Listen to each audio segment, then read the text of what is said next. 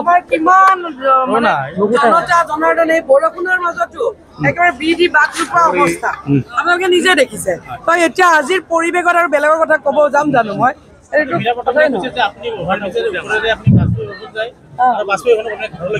আমাৰ দলে অভাৰব্ৰিজ বনাইছে, অভাৰব্ৰিজৰ ওপৰত নাযাই পেলাই মই অভাৰব্ৰিজৰ তলেদি যাম নেকি? দুটা তাৰ মই মহিলা মৰ্চাক প্ৰতিনিধিত্ব কৰিছো গোটেই অসমখনক। গতিকে মই গাঁৱত ক'ত যাওঁ ক'ত নাযাওঁ তেওঁ কি চিচি কেমেৰা লগাই আছে আৰু তেওঁৰ কথা শুনিবৰ কাৰণে মোৰ সময় নাই।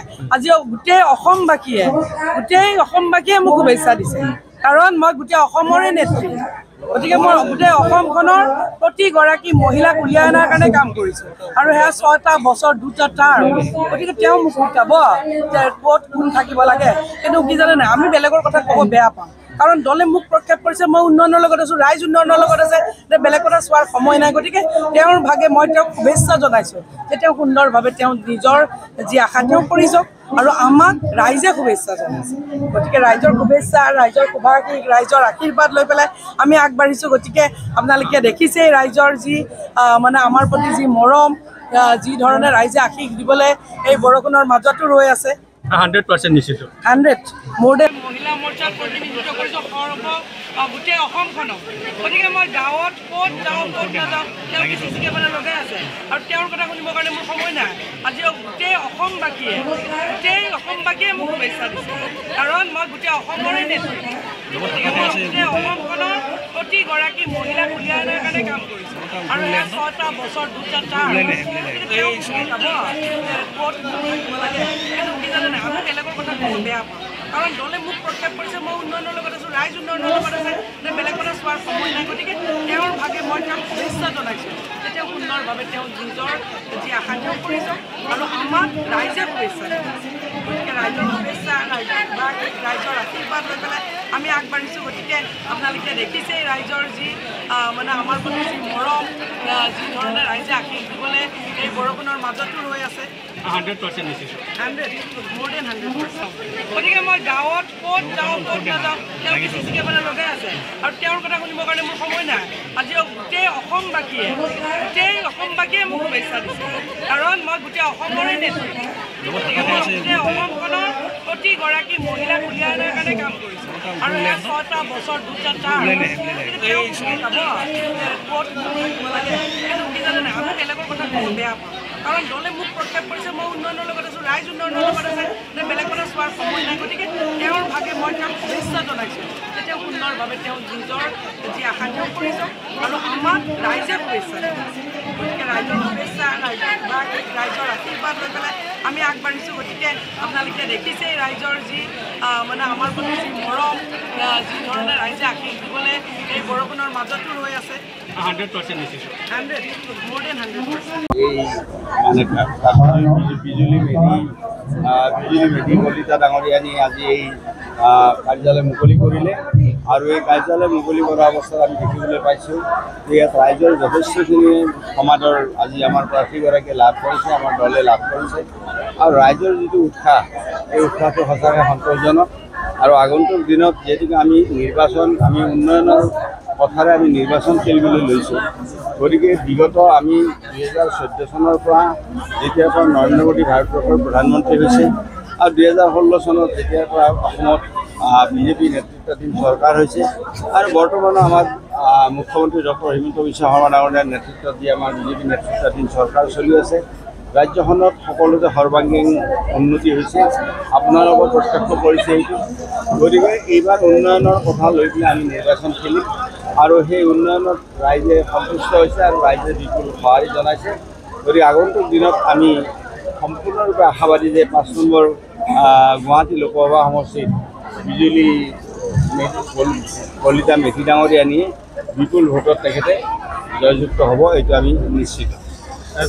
কংগ্ৰেছৰ মীৰা বৰঠাকুৰে কৈছে যে গুৱাহাটীখন কংগ্ৰেছে অনাকাই তেওঁলোকেতো ক'ব চাওক, যিবিলাক প্ৰাৰ্থীয়ে ইয়াতে নিৰ্বাচনত অৱতীৰ্ণ হৈছে সকলোতো জিকিম বুলি ক'ব, কিন্তু জিকিবলৈতো ৰাইজেহে জিকাব। ভোট ৰাইজ যাৰ ফালে আছে তেওঁলোকেহে জিকিব। ৰাইজে ভোট দিলেহে জিকিব। গতিকে কংগ্ৰেছটো আচলতে আমাৰ গুৱাহাটী লোকসভা সমষ্টিত আমি জনাত যে কংগ্ৰেছৰ ইয়াত কোনো স্থিতি বৰ্তমান তেওঁলোকৰ নাই, আৰু তেওঁলোকৰ স্থিতি নাই, আৰু স্থিতি নোহোৱাৰ কাৰণে আমি ভাবোঁ যে ইয়াত কংগ্ৰেছটো প্ৰশ্নই নাই জিকাটো। গতিকে ইয়াতে আমাৰ বিজেপিৰ প্ৰাৰ্থীগৰাকী ইয়াতে নিশ্চিতভাৱে নিৰ্বাচিত হ'ব, এইটো আমি নিশ্চিত। আমি আজি 4 মাহ আগতে আমাৰ মুখ্যমন্ত্ৰী ডাঙৰীয়াই কৈছে যে আমি 11.5খন চিট আমি পাম। এতিয়া মুখ্যমন্ত্ৰী ডাঙৰীয়াই কৈছে যে আমি 12+ চিট পাম, 12+ আমি চিট পাবলৈ সক্ষম হ'ম। গতিকে আজি আমি এই যিখিনি কৈছোঁ এই কথাখিনিতো আমি এনেই নিজে কোৱা নাই, আমি আমাৰ বুথৰ পৰা আমি ৰিপৰ্ট লৈছোঁ, বুথৰ আমাৰ সভাপতি বুথৰ কৰ্মকৰ্তাসকলৰ পৰা আমি ৰিপৰ্ট লৈছোঁ, আৰু সেই ৰিপৰ্টৰ ভিত্তিতে আমি কৈছোঁ যে আমি 12+ চিট এইবাৰ অসমত বিজেপি আৰু বিজেপি মিত্ৰজোঁটে লাভ কৰিব। মোৰ এখন 14খন, তাৰে 12খনহে জিকিম বুলি কৈ আছে। আমি কৈছোঁ যে 12+ বুলি ক'লোঁ নহয়, 12+ কৈছোঁ আমি। 12+ ক'লোঁ আমি। গতিকে কেইখনত যিটো ৰিজাল্ট দিলে ৰাইজে ক'ব, মইতো ক'ব নোৱাৰোঁ আজি যে ইমানখনত জিকিম।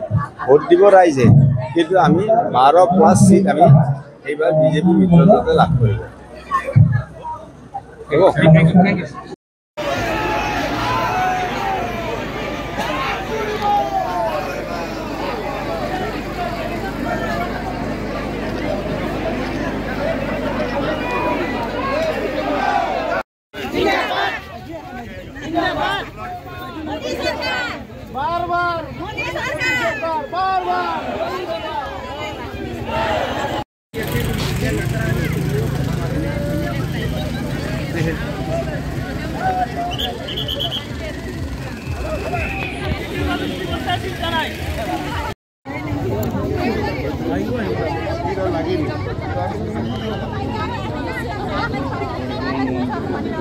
অনেক কলে সবাই দিছে সব পেলে দিছে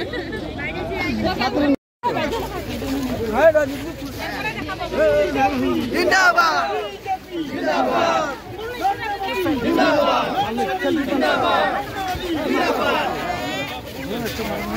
ভোগ একটা মারুন দে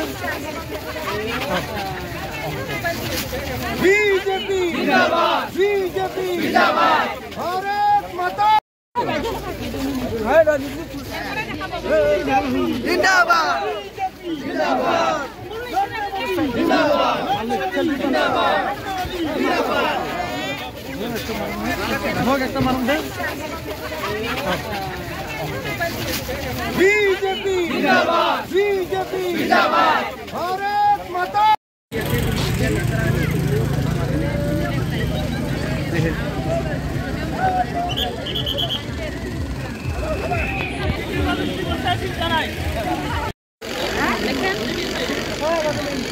রাহুল সূত্রধর, দেবজিৎ সূত্রধর, শেতুল সূত্রধর, কাঞ্চন নাথ, তারাবালা বসুমতারি,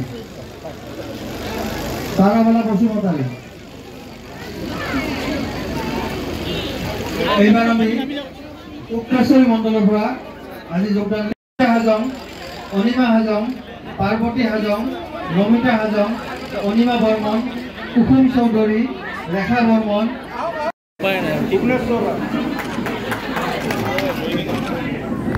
মই দক্ষিণ পূৰ্বাঞ্চল ৰাভা সমাজৰ সন্মানীয় সম্পাদক দিগন্ত ৰাভা ডাঙৰীয়াৰ এখন সমাচাৰ গাঁৱৰ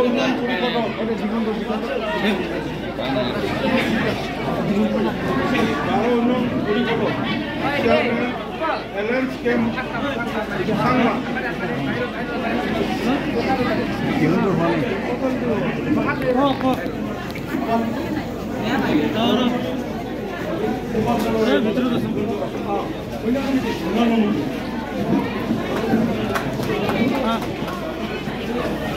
সূত্রধর, বিপুল সূত্রধর, রাহুল সূত্রধর, দেবজিৎ সূত্রধর, শেতুল সূত্রধর, কাঞ্চন নাথ আর তারাবালা বসুমতারি, আদিত্য সূত্রধর, গোপেন কলিতা শঙ্কেশ্বৰ সূত্ৰধৰ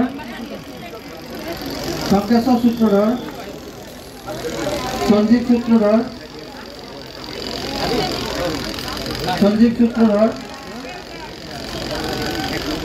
মহেশ্বৰ সূত্ৰধৰ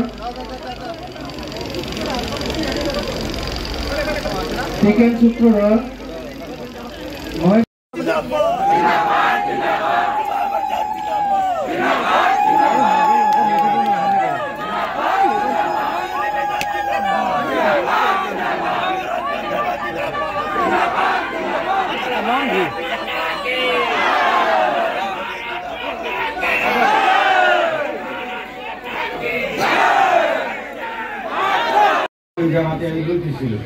আমি বজাৰখন কৰিব নোৱাৰিলোঁ। এইবাৰ বিজেপি চৰকাৰে দৰংগিৰিত ভাৰতবৰ্ষৰ ভিতৰত আটাইতকৈ ডাঙৰ কলৰ মাৰ্কেট 100 কোটি টকা খৰচ কৰি ইয়াতে কলৰ মাৰ্কেট এখন কৰিব, গতিকে কলৰ খেতিয়কসকলে দাম পাব। গতিকে এইবাৰ এইবিলাক ধৰণৰ আজি ব্যৱস্থা আমাৰ খেতিয়কসকলৰ উন্নয়নৰ কাৰণে আজি ব্যৱস্থা কৰিছে। আজি আমাৰ ৰাভা ডাঙৰীয়াই ইয়াতে কলা চাউল মানে যিটো ব্লেক ৰাইচ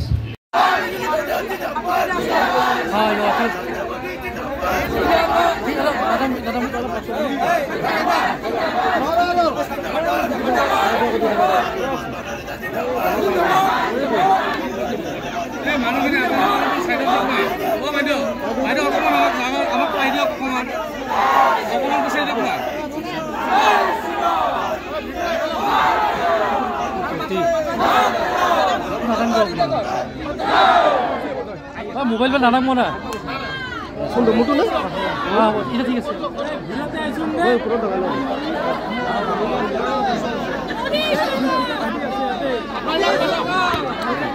এইফালে আহিব দিব আহি আছে